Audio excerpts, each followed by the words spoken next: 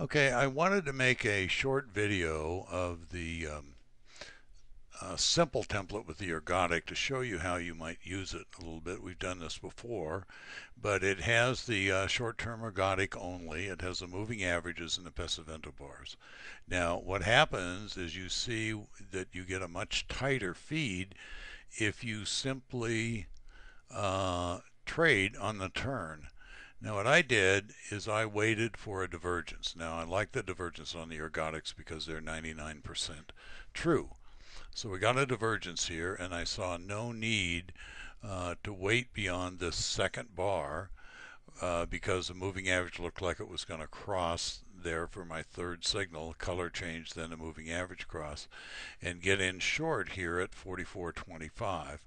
Now I had a target down to the moving average and got out.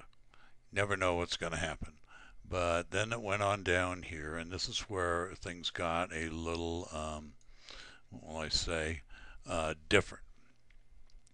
I got the color, I got the Pesavento bar, I got the color change on the next bar, and it looked like we were going to cross up through the moving average here real quickly. So I got in at 42.50. That was 3 bars after the color change. And now I had to sit through this back and forth, a little loss, a half point loss, a half point win, or a quarter point win. And we had a double dip, if you will, on the ergodic right there.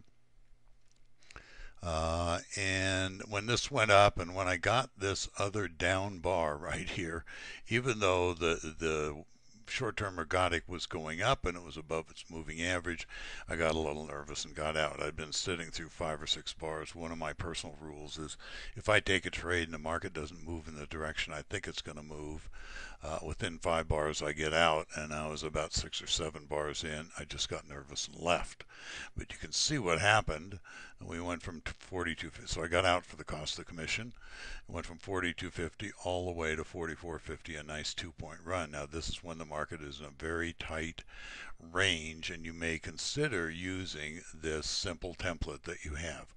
It's very easy to use. Now the market's live right now, so let's see if we can see something that's happening. This just looks like a little profit taking move here.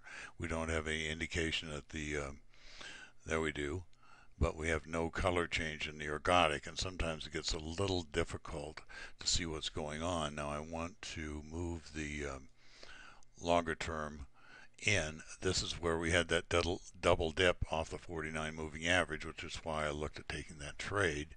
You can see that the short-term ergodic on the long time frame, which is the long-term ergodic on the short time frame, lags a bit here.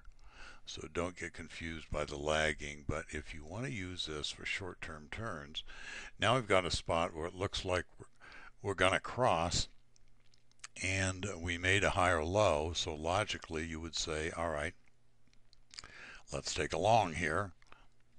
I'll do that on my sim broker. And what I'm going to do is pause the video for a second and see what happens. Now we did get the cross of the moving average here. We got in on this bar at about 43.25. Market has gone up, you're up half a point. We just watch for a little bit. I'm going to turn the video off again to see what transpires here. One thing that doesn't look too swift is the short-term ergodic, and you'll watch how it rotates around there because the bar has not finished. It doesn't look all that strong. And there are times when I will simply just take a profit of half a point like this if I get stuck in this situation. Now we did get a change in color right here. We did not get a Pesavento bar. I look at this as a slight retracement and it's going to bounce up, so we'll wait. Now I got out at break even at 43.25. This huge bar occurred when over 500 contracts went across the dome. So I hope this helps, but this is how the kind of nerve-wracking watching things happen. So if you had taken the exit at 43.50 or 43.75, you would have had half a point. If you waited like I did, you got a push and you had a no trade. So speak with you soon.